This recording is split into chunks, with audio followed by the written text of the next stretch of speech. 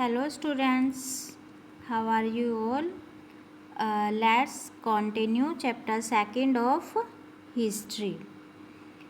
Beginning of settled life. When the early man began growing plants, it meant that he had to stay at the same place for a long time, looking after the plants, watering, weeding, driving away animals and birds, till the grain ripened, and then the grain had to be used carefully.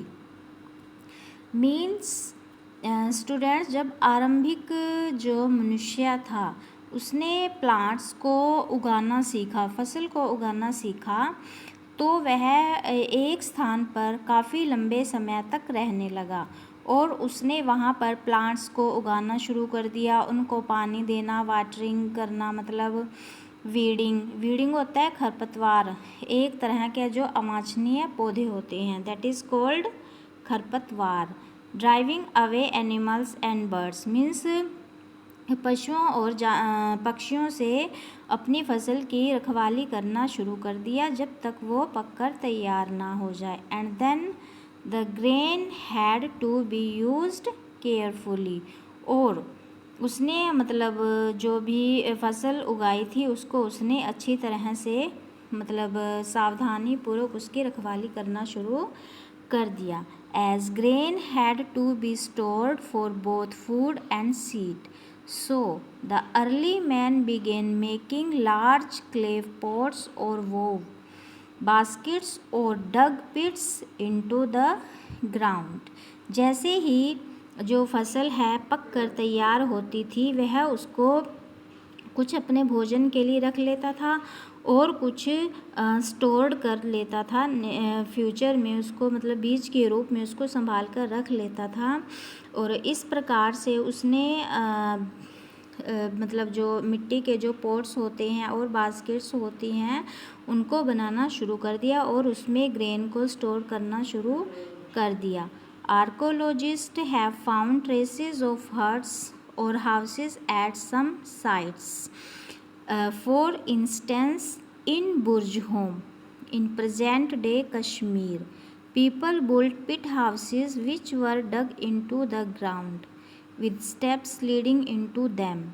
These might have provided shelter in cold weather. Archaeologists have also found cooking hearths both inside and outside the huts, which suggests that depending on the weather people could cook food either indoors or outdoors। Archaeologist ने झोंपड़ी और मकानों के जो कुछ है वो मतलब उनके क्लूज़ देखे हैं, प्रूफ देखे हैं थोड़े बहुत। फॉर एग्ज़ाम्पल बुर्जहोम जो कि अब वर्तमान में कश्मीर में है, लोगों ने पिट हाउसेस को बिल्ड किया।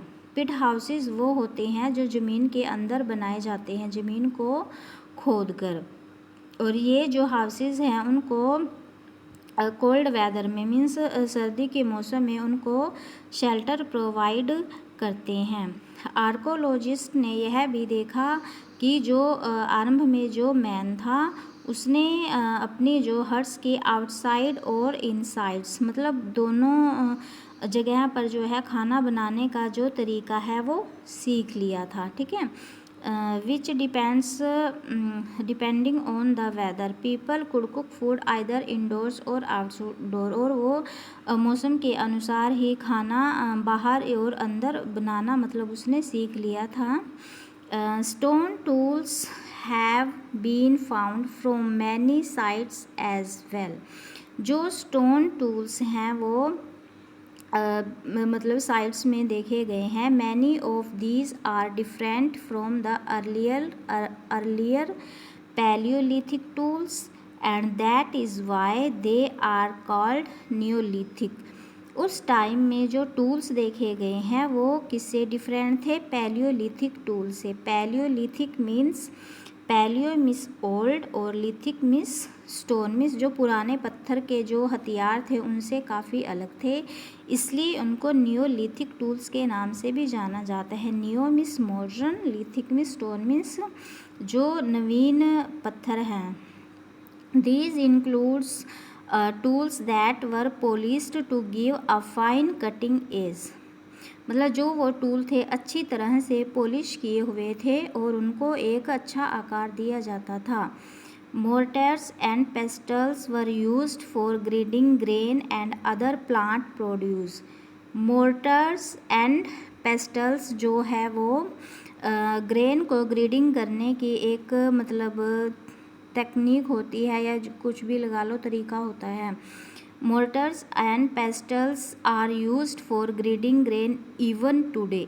मतलब इनका प्रयोग है ग्रेडिंग करने का ग्रेन को, वो आज भी यूज़ किया जाता है,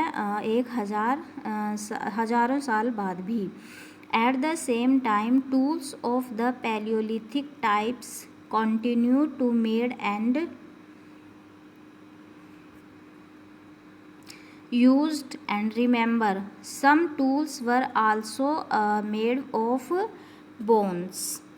इस प्रकार जो पैलियोलिथिक टाइप्स के जो टूल्स थे वो आज भी मतलब बनाए जाते हैं और उनको याद किया जाता है। Many kinds of earthen pots have also been found। These were sometimes decorated and were used for storing things. मतलब कई प्रकार के जो पोट्स हैं उस समय के देखे गए हैं, इनमें से कुछ जो हैं बहुत ही ज़्यादा डेकोरेटेड किए हुए थे और इनको वस्तुओं को स्टोर करने के लिए इनको यूज़ किया जाता था। People begin using pots for cooking food, specially grains like rice, wheat and lentils that have become an important part of the diet। जो लोग थे उन्होंने पोट्स को फूड को पकाने के लिए भी उन्होंने इस्तेमाल किया था, जैसे कि ग्रेन्स होगी फसल like rice, wheat, lentils that have became an important part of the diet. जो ये फूड थे वो एक इम्पोर्टेंट पार्ट थे डाइट का जो आज भी हैं। बिसाइड्स इसके अतिरिक्त दे बिगेन वीविंग क्लॉथ, उन्होंने कपड़ों को बुनना शुरू कर दिया। Using different kinds of materials, for example cotton that could then be grown. उसने कपड़ों को मतलब कॉटन से बनाना शुरू कर दिया, सूती वस्त्र जो है उन्होंने बनाने शुरू कर दिए जो उस टाइम वो उगा सकते थे। Did things change everywhere and all at once, क्या ये सारे जो चेंजेस हैं वो सभी स्थानों पर मतलब एकदम से आए? नो क्विट, नहीं। इन मैनी एरियाज, बहुत सारे एरियाज़ में man and women still continue to hunt and gather food and elsewhere people adopted farming and herding slowly over several thousand years। मतलब ये जो चेंजेस है ये सारे जो एरियाज़ हैं उनमें इतनी जल्दी नहीं आए। बहुत सारे एरियाज़ में देखा गया है कि मैन और वुमेन अभी भी मतलब वो हंट करके शिकार करके अपना गुजारा करते थे। ओवर मतलब हज़ारों साल बाद मतलब ये जो चेंजेस हैं उन्होंने फार्मिंग एडॉप्ट की, फार्मिंग की जो टेक्निक है खेती करने की टेक्निक को उन्होंने एडॉप्ट किया। बिसाइड्स इसके अतिरिक्त in some cases people try to combine these activities doing different things during different seasons. इसके अतिरिक्त लोगों ने अपनी एक्टिविटीज़ को भी कंबाइन शुरू कर दिया। A closer look, living and dying in Mehrgarh. Mehrgarh is located in a fertile plain. जो मेहरगढ़ है एक फर्टाइल प्लेन में ये लोकेटेड है, स्थित है near the Bolan pass which is one of the most important routes into Iran. Mehrgarh was probably one of the places where people learned to grow barley and wheat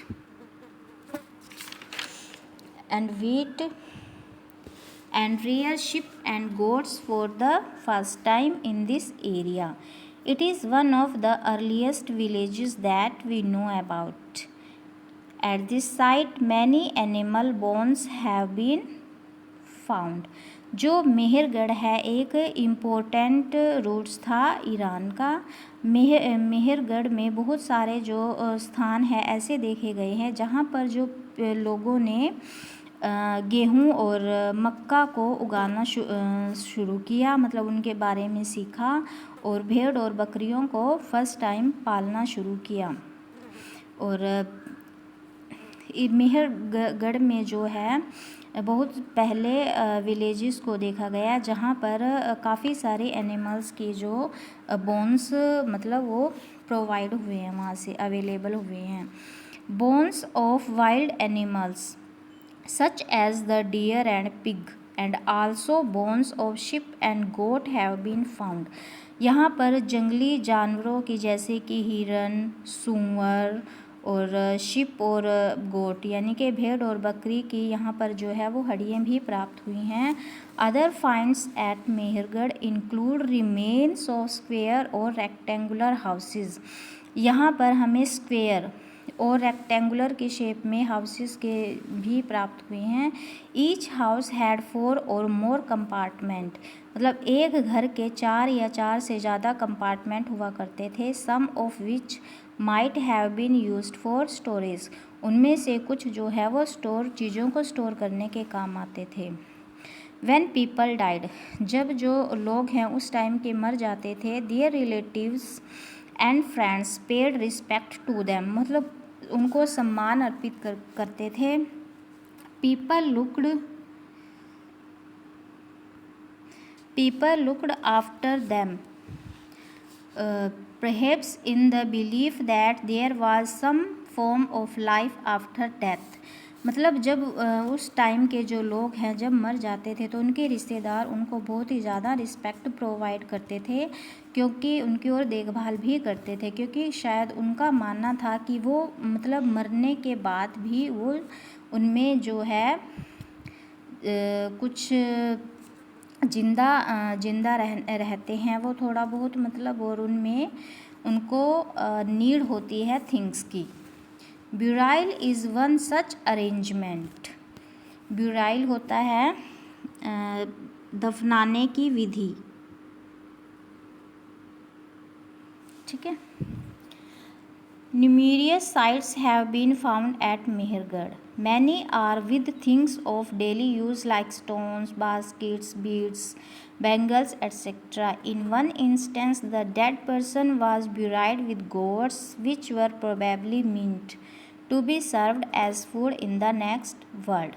Means वहाँ के उस time के लोगों का ये विश्वास था कि जब आदमी की मृत्यु हो जाती है और उसको दफनाया जाता है तो उसके बाद भी उसको जिंदा रहने के लिए चीज़ों की ज़रूरत होती है। यही कारण था कि जब उसको दफनाया जाता था तो उसके साथ वो डेली यूज़ की चीज़ें like stones, baskets, beads, bangles etcetera आदि को उसके साथ रख देते थे ताकि वो अगले संसार में यानी कि नेक्स्ट वर्ल्ड में उसके काम आए। So children, today chapter 2 of history is finished, and in next video we will read chapter 1 of geo.